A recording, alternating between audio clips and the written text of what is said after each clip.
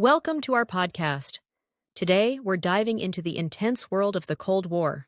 Can you imagine living in a time when superpowers were on the brink of battle but never actually fought directly?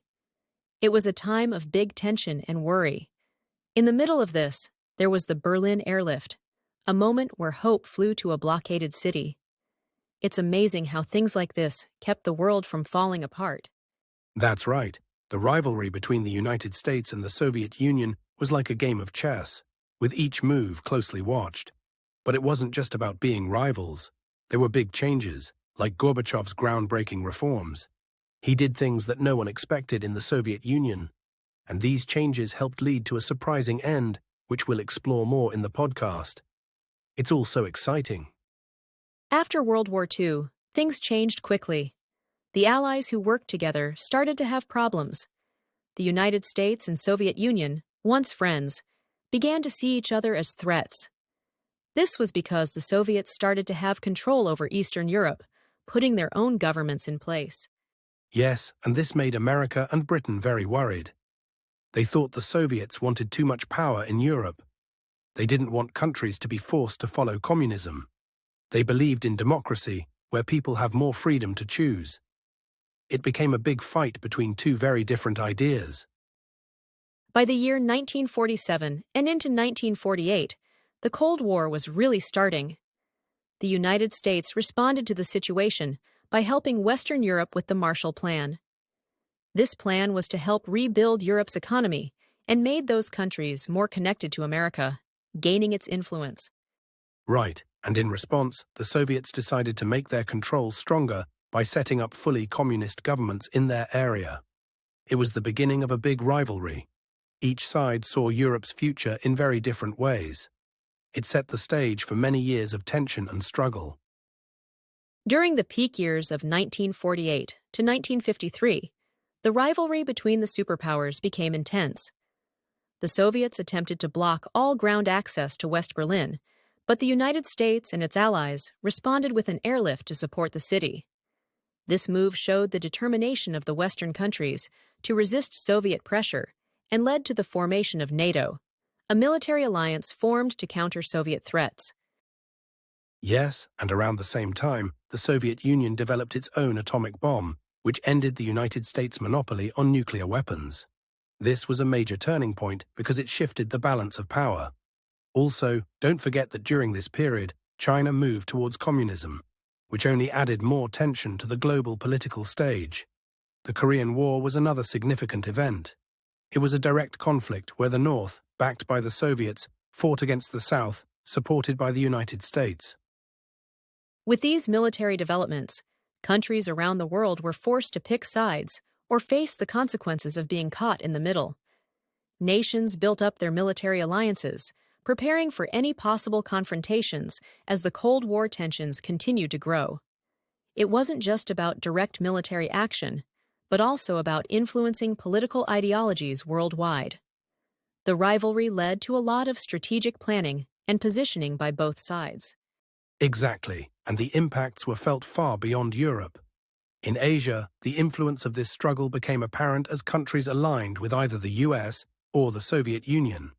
This global tension resulted in increased military presence in various regions to prevent the spread of communism or capitalism. The military and ideological fallout from these superpower confrontations shaped the future of countless nations. It was a time of uncertainty and constant vigilance. In the late 1950s to early 1960s, the world was a tense place. Both the United States and the Soviet Union had spent years building powerful rockets that could fly from their countries to the other and drop bombs. Suddenly, there was news that the Soviets had placed missiles in Cuba, a country very close to the U.S. It was a very unsettling time for everyone, because this meant a nuclear war could start at any moment and affect the entire world. Yes, it was a scary situation. The Soviet missiles in Cuba made things very dangerous. People everywhere were worried because it seemed like there was no easy solution. Leaders of both countries had to think carefully. They started talking to find a way to avoid a disaster. At the end of these talks, an agreement was made. The Soviets would take their missiles out of Cuba, and the United States would promise not to attack Cuba. It was a close call, but a big crisis was avoided. The fear of a nuclear war made both countries realize how destructive such weapons could be. They knew that if either side used them, it would lead to total destruction. Because of this understanding, they decided to start working on agreements to prevent such a war. This is when the Nuclear Test Ban Treaty came about. It was a rule that said there would be no more testing of nuclear bombs above ground. This showed that both countries wanted to avoid the worst-case scenario. True, but even with the treaty, the competition between them didn't stop. They continued racing to build better weapons than each other. This arms race was more about having a bigger military than actually using it. It was a way to show power and control. This way, if any problems arose, each side would be ready to defend itself. Despite the treaties, there was a lot of work going on behind the scenes to stay ahead of each other. The Cold War was really a time of big competition, but the two main countries involved, the US and the Soviet Union, tried hard to never fight each other directly. Instead, they turned to other ways, like spying and getting involved in other countries' problems. These were safer routes to take. In Eastern Europe, the Soviets moved in to keep tight control and stop any threat from Germany from coming up again. They wanted to make sure no one challenged them there.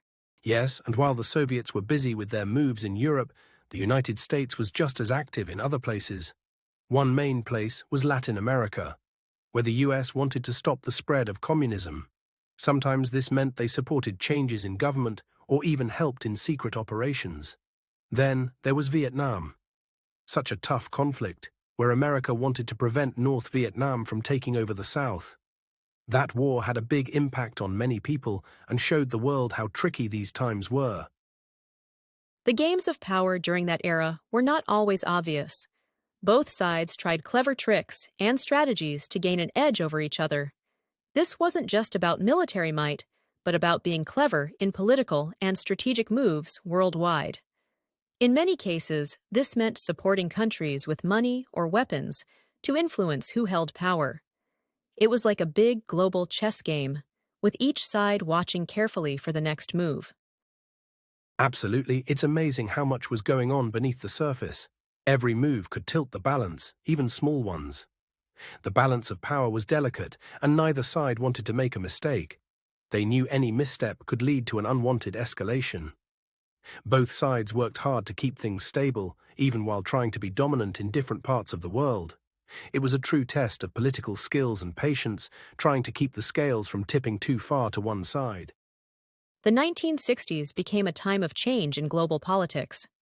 One big change was the split between the Soviet Union and China.